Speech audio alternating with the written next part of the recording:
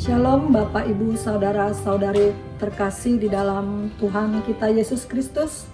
Selamat datang dan selamat beribadah di POK PWKPR Rempoa dalam ibadah Paskah Minggu 12 April 2020.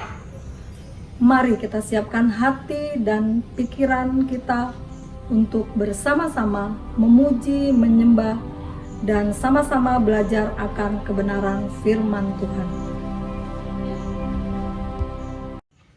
Hari-hari penuh duka telah kita lewati ketika mengenang Dia yang telah mati. Hari ini saudaraku adalah hari yang baru. Cengkraman maut telah dikalahkan. Belenggu ketakutan telah dipatahkan. Dia bangkit, Dia hidup. Kemenangan ada di tangannya. Itu berita penghiburan bagi kita. Mari ungkapkan sukacita dengan nyanyian yang gembira.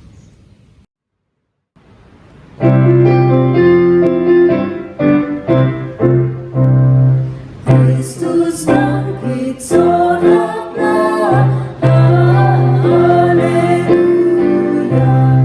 Bumi surga bergema, haleluya.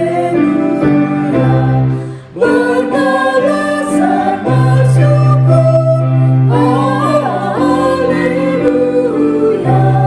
Muliakan Tuhanmu, haleluya.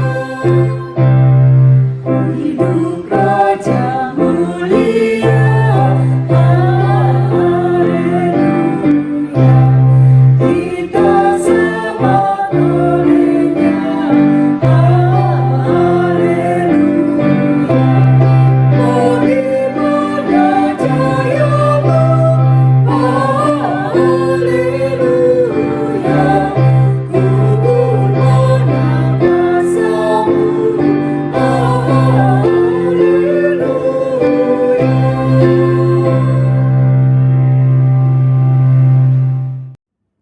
Jemaat kekasih Tuhan, mari kita teguhkan ibadah kita dengan khotbah dan salam.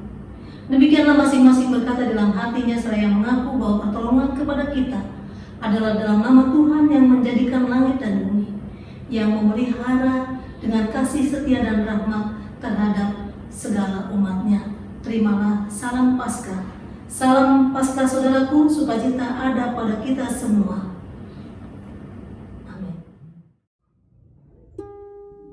Ketika Yesus bangkit, bumi kembali putih. Dosa, kematian, dan derita jadi rapuh kehilangan arti. Ketika Kristus bangkit, manusia kembali punya harapan. Sukacita, keselamatan adalah tumpuan hidup yang tak pernah surut. Yesus bangkit, haleluya. Yesus bangkit, puji namanya. Inilah pengharapan Paskah. Hidup yang mengalahkan kematian. Ketika hidup tampaknya lenyap, Kristus menawarkan hidup. Ketika pengharapan tampaknya mati, Kristus mengingatkan kita akan janji hidup yang berkelimpahan. Pengharapan ini tidak dapat dipahami berdasarkan apa yang dapat kita lakukan dan kekuatan yang dapat kita himpun. Pengharapan ini berdasarkan hidup Kristus yang mendiami kita secara radikal, tanpa bisa dikendalikan dan tidak dapat binasa. Ketika kita dikuasai oleh duka cita atau kesedihan atau kelelahan atau tekanan, salib Kristus menjadi janji bagi kita bahwa penderitaan dan kematian fisik bukanlah kata kunci terakhir. Pemazmur menyebutkan sumber pengharapannya. Sebab Engkaulah harapanku ya Tuhan.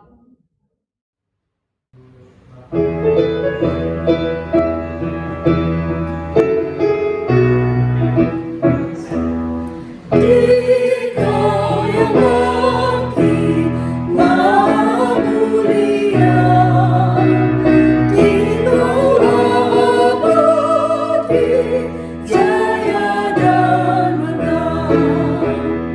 Tuhan surga putih cemerlang,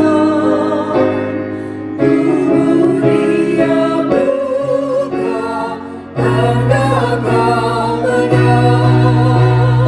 Dikau yang bangkit maha mulia, Dikaulah abadi, jaya dan menang. Lihatlah Dia, Yesus Tuhanmu, Dialah Mesias, yakinlah teguh. Mari umat Tuhan bergembiralah, bertekun menungkan kemenangannya. Dikau yang bangkit maha mulia, Dikaulah abadi, jaya dan menang.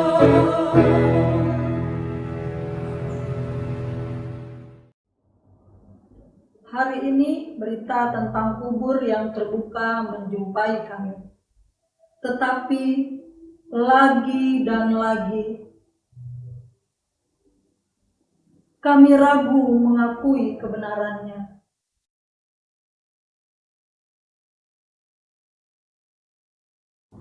Hari ini Paskah menjumpai kami. Kami hafal kisahnya. Kami tunggu acara perayaannya.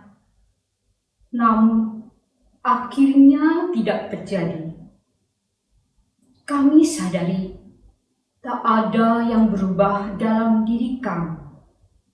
Kami tak merasakan berkat-Nya.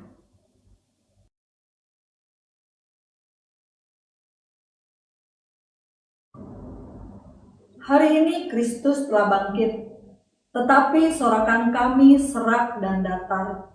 Nyanyian kami sumbang, senyuman kami hambar. Kami tidak dapat menjawab dengan layak dan tepat. Seperti para murid, kami sering terlalu merasa takut dan khawatir akan banyak hal karena kami melupakan janji-janji-Mu dan meragukan kuasa kebangkitan-Mu.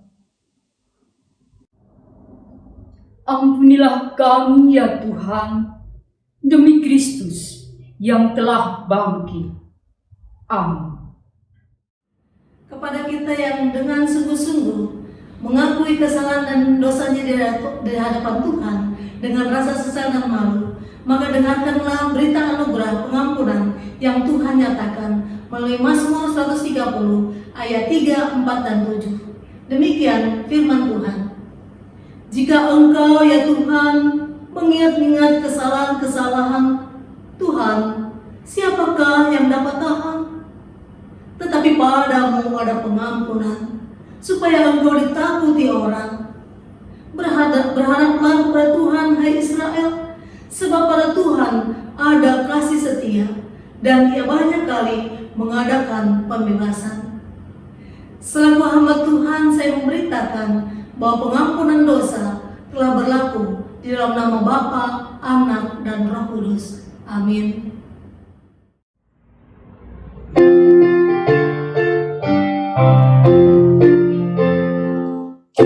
Dihapuskan dosaku hanya oleh darah Yesus. Aku pulih dan sembuh hanya oleh darah Yesus. Oh darah Tuhanku, sungguh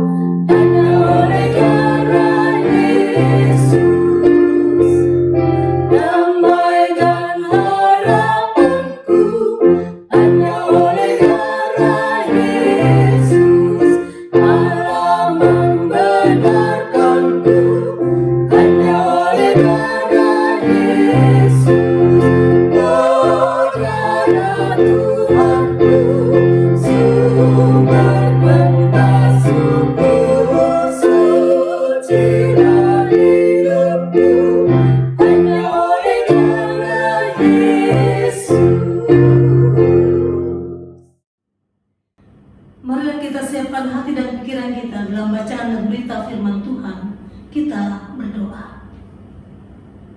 Kembali kami datang ke hadapan hadirat-Mu yang Maha Kudus dan kekal ya Tuhan. Kami saat ini akan membuka Alkitab kami. Kami saat ini akan membaca dan merenungkannya. Curahkanlah Roh Kudus-Mu kepada sekalian kami, agar kami boleh paham akan apa yang kami baca dan renungkan. Sehingga melalui pemahaman yang Kau berikan, berikanlah juga kami kemampuan dalam taat melakukannya.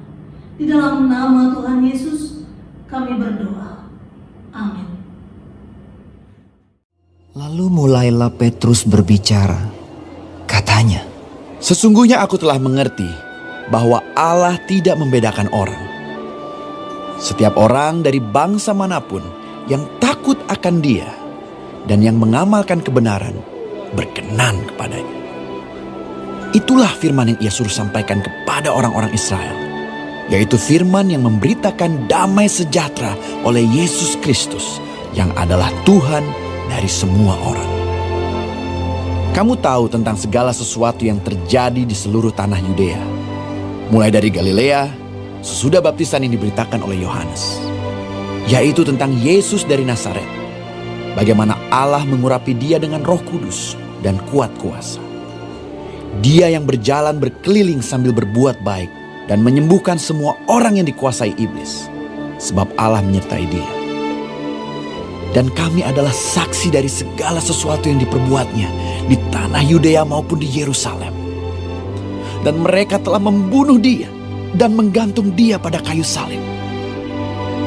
Yesus itu telah dibangkitkan Allah pada hari yang ketiga, dan Allah berkenan bahwa Ia menampakkan diri, bukan kepada seluruh bangsa, tetapi kepada saksi-saksi yang sebelumnya telah ditunjuk oleh Allah, yaitu kepada kami yang telah makan dan minum bersama-sama dengan Dia setelah Ia bangkit dari antara orang mati. Dan Ia telah menugaskan kami memberitakan kepada seluruh bangsa dan bersaksi bahwa Dialah yang ditentukan Allah menjadi hakim atas orang-orang hidup dan orang-orang mati. Tentang Dialah semua nabi bersaksi bahwa barang siapa percaya kepadanya, ia akan mendapat pengampunan dosa oleh karena namanya. Demikianlah firman Tuhan. Berbahagialah kita sekalian yang masih diberi kesempatan untuk membaca, merenungkan, menghayati. Dan yang lebih berbahagia ialah mereka yang melakukan firman Tuhan dalam hidup sehari-hari. Haleluya. Bapak, Ibu, dan saudara sekalian yang dikasihi di dalam Tuhan, social distancing atau jaga jarak atau di rumah saja saat ini diwajibkan oleh pemerintah kepada seluruh masyarakat dalam menghadapi wabah corona. Mengubah kebiasaan atau cara hidup dari biasa keluar untuk bekerja, mencari nafkah, sekolah, kuliah, berkumpul bersama dengan teman-teman, jalan-jalan ke mal dan lain-lain, memang tidak mudah. Kenyataannya masih banyak orang yang kumpul-kumpul atau melakukan aktivitas di luar rumah, dan bahkan pemerintah harus turun tangan melalui aparat keamanan untuk membubarkan atau untuk menjaga agar orang tidak berkeliaran di jalan. Membarui atau merubah cara hidup memang tidak mudah. Perlu kesadaran, perlu pengetahuan, perlu pengertian dan pemahaman. Seperti yang dialami oleh dua orang tokoh pada bacaan Alkitab kita, Cornelius dan Petrus. Siapakah mereka? Jika kita membaca pada ayat 1 disebutkan bahwa Cornelius adalah seorang perwira, centurion dari pasukan Italia yang ditempatkan di Kaisarea Palestina. Ia bukan orang Yahudi, tetapi sangat dikenal baik oleh segenap bangsa Yahudi. Mengapa? Karena sekalipun ia bukan orang Yahudi, tetapi ia sangat taat melakukan praktek keagamaan Yahudi. Ia rajin berdoa kepada Allah dan banyak memberikan sedekah kepada umat Yahudi. Bahkan dalam ayat 2 dikatakan, ia dan seisi rumahnya takut akan Allah. Mereka dikenal sebagai orang yang saleh, adil, dan benar. Oleh karena itu saudara, pada ayat 31 malaikat berkata kepada Kornelius, doamu telah didengar Allah dan sedekahmu telah diingat di hadapannya. Bapak, Ibu, dan Saudara, lalu bagaimana dengan Petrus? Bacaan kita, Kisah 10 ayat 34 sampai dengan 43 berlatar belakang pengutusan Allah kepada Petrus untuk menemui Kornelius. Penglihatan tentang binatang yang haram dan diperintahkan Allah untuk dimakan Petrus telah membukakan pengertian Petrus saat berjumpa dengan Kornelius di Kaisaria. Alkitab mencatat perkataan Petrus, sesungguhnya aku telah mengerti bahwa Allah tidak membedakan orang. Pesan utama yang hendak disampaikan oleh penulis adalah bahwa Allah tidak membedakan orang. Keselamatan yang disediakan Allah tidak secara eksklusif hanya bagi Yahudi, melainkan juga bagi bangsa-bangsa lain. Allah tidak pilih kasih.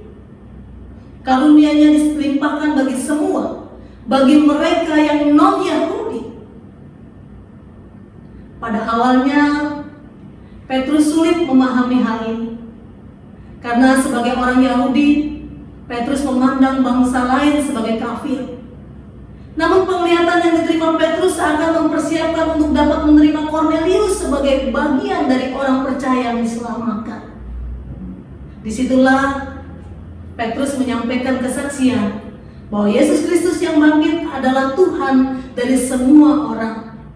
Kristus yang menyembuhkan semua orang yang dikuasai oleh iblis, dan pelayanannya dimulai dari Galilea.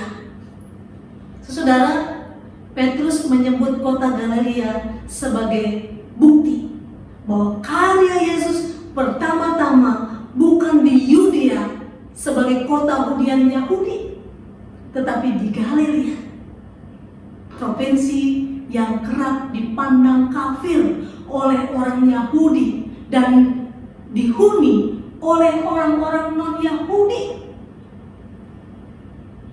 Bapak, Ibu, dan Saudara, pokok pikiran ini seakan mengajak orang-orang Israel untuk mengubah paradigma mengenai bangsa non-Yahudi. Inilah Injil damai sejahtera yang dibawa oleh Tuhan Yesus dan diperuntukkan bagi semua orang. Memang dibutuhkan sebuah perubahan yang revolusioner dari cara berpikir lama yang sangat eksklusif untuk dapat menerima secara inklusif bangsa-bangsa lain sebagai bagian dari rencana keselamatan Allah bagi seluruh dunia. Pada ayat 41, Petrus mengisahkan tentang peristiwa kebangkitan Yesus dan penampakannya kepada orang-orang yang telah ditunjuk Allah untuk menjadi saksi-saksi. Kebangkitan tubuh Kristus dipertegas dengan ungkapan bahwa setelah kebangkitannya, Yesus menampakkan diri, duduk, makan, dan minum bersama murid-muridnya.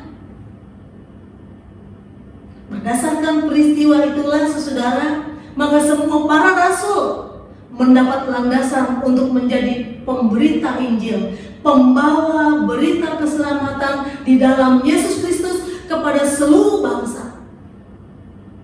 Berita Injil yang berpusat pada kebangkitan Kristus Yesus yang berimplikasi bahwa maut tidak lagi berkuasa. Kematian telah dikalahkan oleh kebangkitannya. Dan untuk Injil inilah Petrus datang berkunjung ke rumah Kornelius yang sebelumnya dianggap kafir, dianggap najis.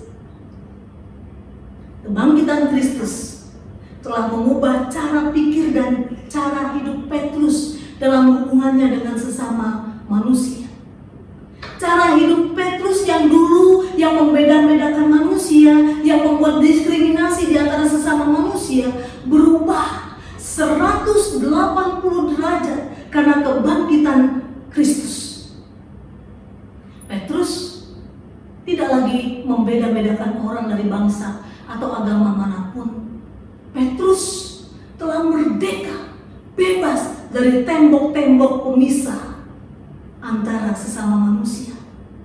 Kebangkitan Kristus membarui cara hidup Petrus.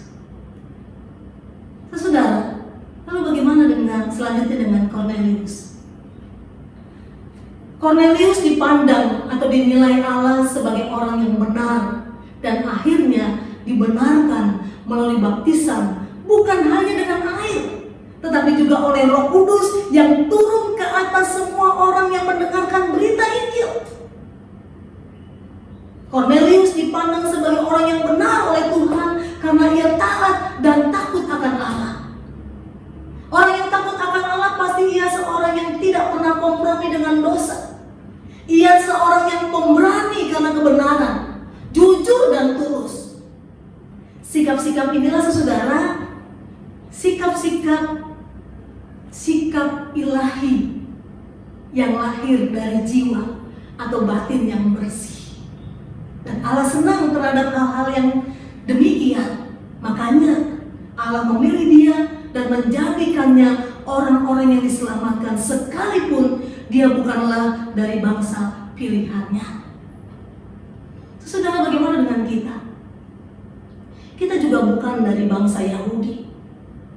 Kita bukan dari bangsa pilihan Allah. Tetapi kita telah dijadikan umatnya. Tentu bukan karena kita baik seperti Cornelius dalam pandangan Allah, tetapi karena anugerahnya. Karena kita percaya Yesus Kristus sebagai Tuhan dan Juru Selamat. Kita percaya pada kebangkitannya yang telah mengalahkan maut. Namun percaya kita juga harus dibuktikan dengan buah iman, yaitu buah roh, yang merubah cara hidup kita dengan cara hidup yang dibarui sesuai dengan kehendak Allah.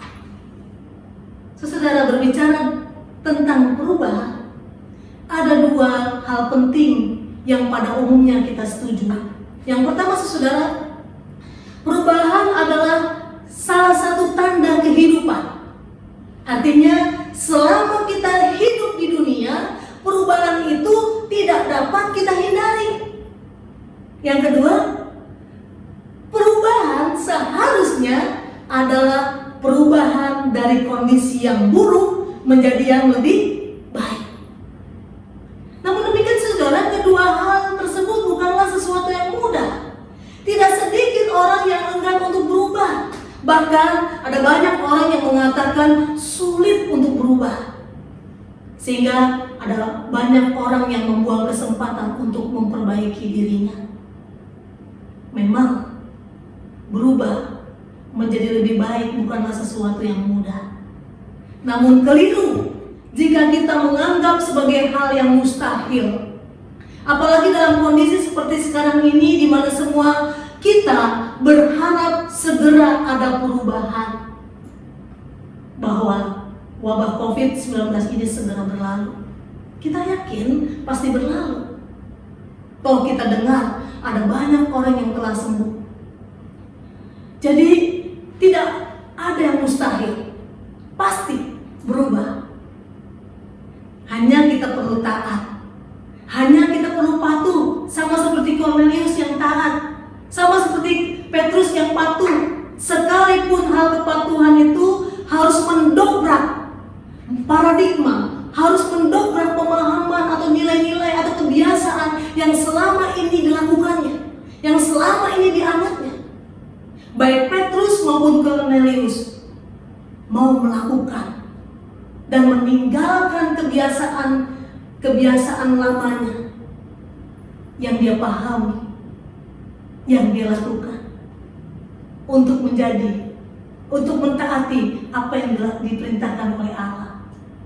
Itu yang membuat Allah sayang. Itu yang membuat Allah mengasihi dan memilih, bahkan menjadikan mereka berkat, pembawa kabar baik, pembawa kabar keselamatan bagi orang lain. Satu hal yang perlu diingat dalam kita beriman adalah kita diminta untuk mengasihi Allah bukan hanya dengan hati, tetapi juga dengan akal budi. Sehingga kita tidak jatuh pada paham fideisme yang tidak mau menerima pertimbangan akal budi dan menganggap iman terpisah dari akal atau nalar. Oleh karena itu, orang yang demikian biasanya menyelesaikan segala sesuatu hanya dengan iman. Dan kelompok ini biasanya suka untuk taat sekalipun oleh pemerintah.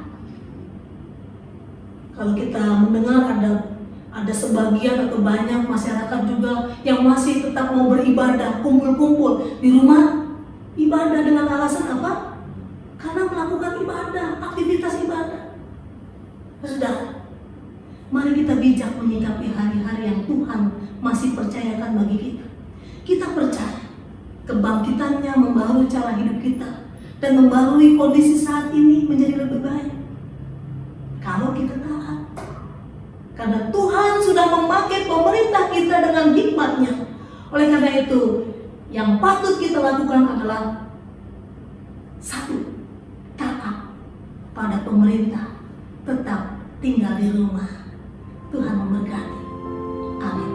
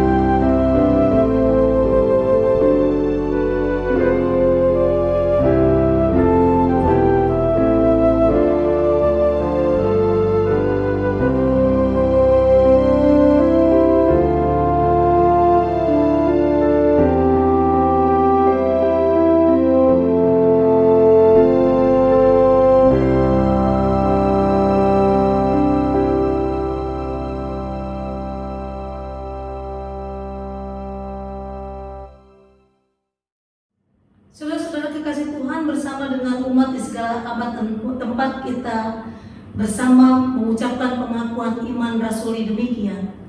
Aku percaya kepada Allah, Bapa yang Maha Kuasa, Khalik langit dan bumi, dan kepada Yesus Kristus, Anak yang tunggal Tuhan kita, yang dikandung daripada Roh Kudus, lahir dari anak darah Maria, yang menderita di bawah pemerintahan Pontius Pilatus, disalibkan, mati dan dikuburkan, turun ke dalam kerajaan maut.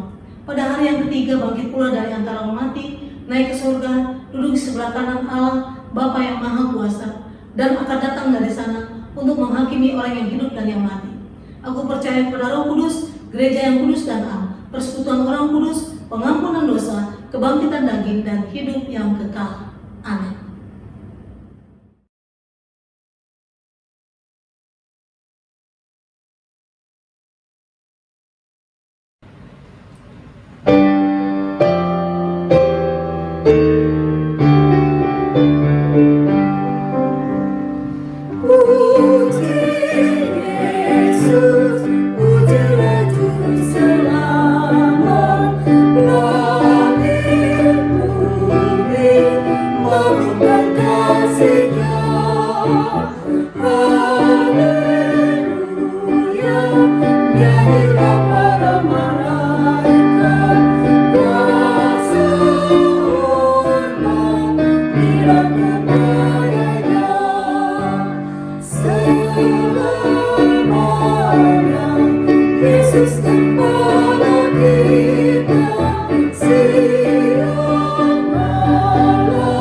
Kita hidup dunia.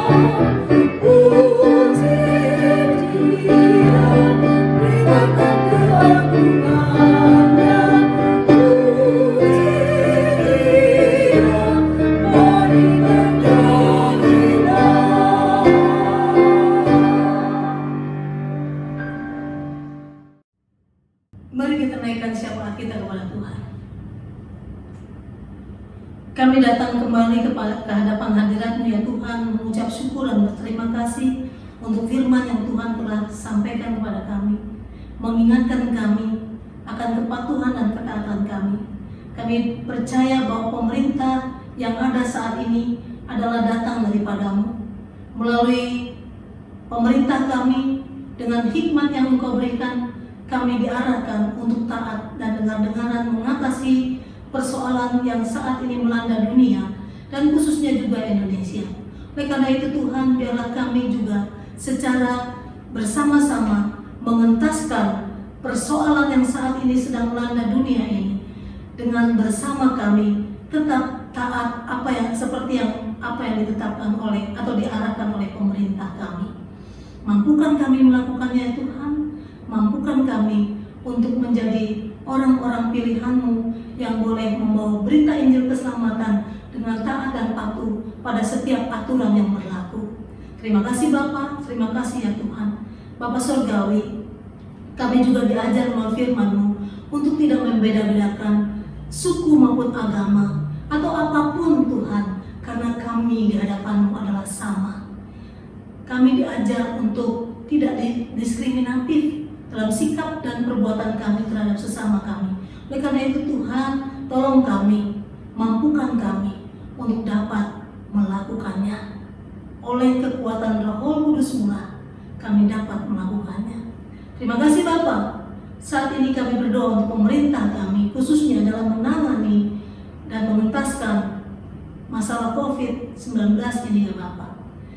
Ya Tuhan, tolonglah supaya pemerintah kami dengan segala kebijakan yang dilakukannya dapat mengentaskan ini.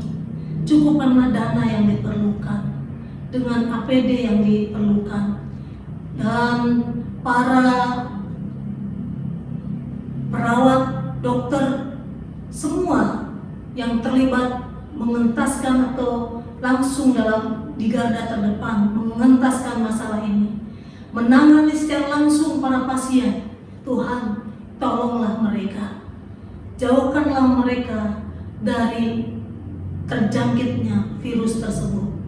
Dan Tuhan, tolonglah agar virus ini segera dapat terputus dan tidak menjangkiti orang-orang lain. Mampukan negara kami untuk mengentaskan masalah ini melalui kekuatan yang datang daripada-Mu ya Tuhan. Kasihanilah bangsa kami. Kami menyadari akan kesalahan dan dosa bangsa kami. Ya Tuhan, angkatlah segala beban dan tanggung jawab yang saat ini dipikul oleh semua rakyat dan bangsa kami. Tuhan, berikanlah damai sejahtera-Mu. Kami merindukannya. Hadirlah Engkau ya Tuhan, mengangkat setiap bencana yang ada di bumi Indonesia. Terima kasih Bapa, terima kasih ya Tuhan. Kami mau menyerahkan kepada-Mu gereja-gereja-Mu. Hikmat-Mu telah Engkau berikan kepada gereja-gereja-Mu. Biarlah gereja-Mu juga dapat melakukan bagian yang dapat dilakukan untuk menangani problem bangsa dan negara ini. Jika saat ini gereja-gereja-Mu dapat mengumpulkan persembahan, biarlah gereja-Mu juga boleh ambil bagian untuk membantu banyak orang, bukan hanya kalangan gereja, tetapi juga masyarakat sekitar gereja. Biarlah merasakan bukti hadirat Tuhan itu hadir melalui tangan-tangan kami ya Tuhan, melalui persembahan yang Tuhan berikan. Biarlah persembahan ini Engkau kuduskan menjadi alat dipakai oleh Tuhan untuk memperluas kerajaan Tuhan, untuk menjadi alat di tangan-Mu ya Bapa, dipakai bagi kepentingan yang baik masyarakat banyak. Terima kasih Bapa, pelayanan yang dilakukan oleh gereja-Mu biarlah boleh sampai di hadapan hadirat-Nya Tuhan dan boleh memuliakan nama Tuhan, baik melalui PGI maupun PGIW ataupun gerakan-gerakan ekumenis yang lainnya. Lembaga-lembaga Kristiani, mampukanlah melakukan yang terbaik bagi kepujian, kemuliaan nama Tuhan dan bagi kesejahteraan kota kami. Inilah doa sembahyang kami ya Tuhan, kiranya Engkau perlengkapi. Kami mohon kepadamu, kiranya Engkau juga memberikan kepada setiap kami, keluarga lepas keluarga, pribadi lepas pribadi, damai sejahtera-Mu, dan Engkau menjagai kami dari segala mara bahaya, kecelakaan, pencobaan, niat jahat orang lain. Bahkan kami yang sedang sakit, kiranya Engkau berikan kesembuhan. Engkau lawat kami dengan kuasa-Mu Bapa, dan biarlah melalui makanan, minuman, obat-obatan, dan juga segala upaya untuk beroleh kesembuhan. Kiranya Tuhan berkati, sehingga kami boleh pulih seperti sedia kala. Demikian kami boleh menyerahkan kehidupan kami yang Tuhan telah genapkan usianya. Kami datang dalam syukur terhadap mereka yang Tuhan telah genapkan usianya 1 tahun lebih dewasa. Biarlah semakin takut akan Tuhan, semakin baik untuk melayani Tuhan melalui kehidupan yang Tuhan berikan. Terpujilah nama-Mu Bapa. Inilah doa sembahyang kami panjatkan demi Kristus penebus, Tuhan dan Juru Syafaat kami yang telah mengajar kami berdoa bersama-sama. Bapa kami yang di sorga, dikuduskanlah nama-Mu, datanglah kerajaan-Mu, jadilah kehendak-Mu di bumi seperti di sorga. Berikanlah kami pada hari ini makanan kami yang secukupnya, dan ampunilah kami akan kesalahan kami, seperti kami juga mengampuni orang yang bersalah pada kami. Dan janganlah membawa kami ke dalam pencobaan, tetapi lepaskanlah kami dari yang jahat. Karena Engkau yang punya kerajaan dan kuasa dan kemuliaan sampai selama-lamanya. Amin.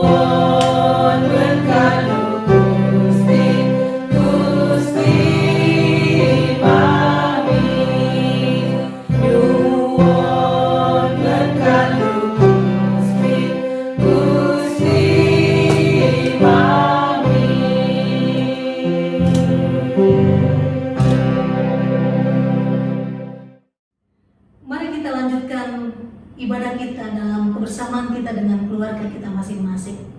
Dan biarlah firman Tuhan memberikan kepada kita harapan untuk melanjutkan kehidupan. Tuhan pasti memberikan kemenangan, dan Tuhan juga memberikan kemenangan bagi bangsa kita. Tuhan memberkati.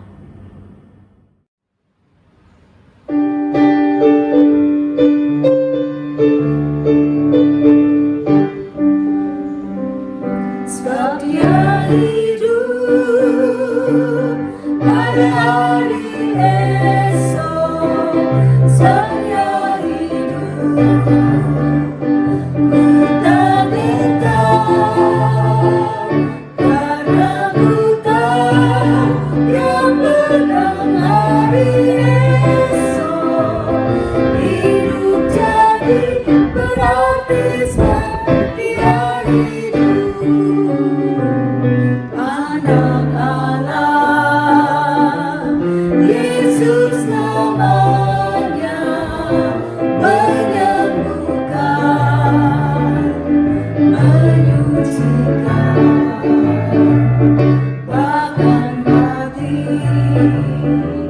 Nebus dosaku, gugur dosa membuktikan Dia hidup. Sebab Dia hidup pada hari esok. Sebab Dia hidup, ku tak gentar karena ku tahu yang pegang hari esok. Hidup jadi berarti sebab Dia hidup. Because He lives, I can face tomorrow. Because He lives, nothing is gone. Because I know He holds the future. And life is worth the living just because He lives.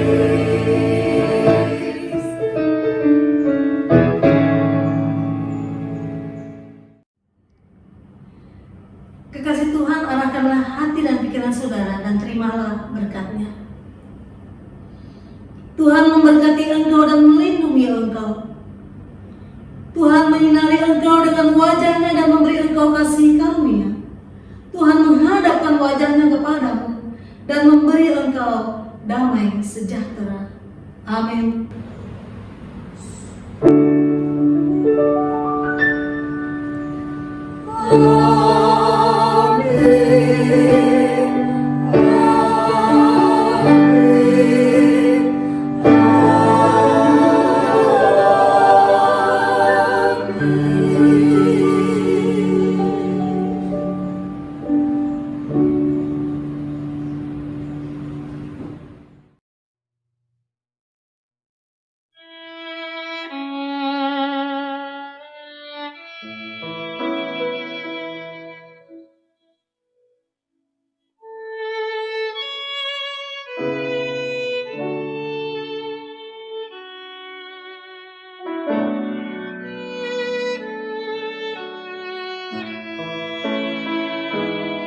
Bapak, Ibu, dan kekasih jemaat PWKPR Rempoa, lama kita tidak jumpa. Rindu rasanya ingin bertemu, tetapi kita harus taat.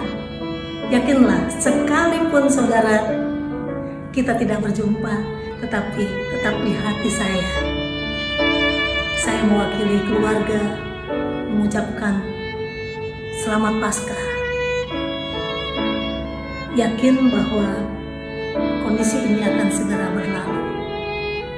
Kalau pisau tidak dapat membunuh Ishak, api tidak bisa membakar Abraham, ikan paus tidak bisa mematikan Yunus, lautan juga tidak bisa menenggelamkan Musa. Pasti COVID ini juga tidak akan mematikan semangat kita, kepercayaan kita, iman kita, bahwa Tuhan tetap bekerja, Tuhan tetap berkarya, dan Tuhan akan menyelesaikan semuanya indah pada waktunya. Sekali lagi, saya mewakili suami dan anak saya mengucapkan Selamat Paskah. Tuhan Yesus memberkati. Amin. Kami mewakili Majelis Jemaat POK PWKPR mengucapkan Selamat Paskah 2020. Tuhan Yesus memberkati.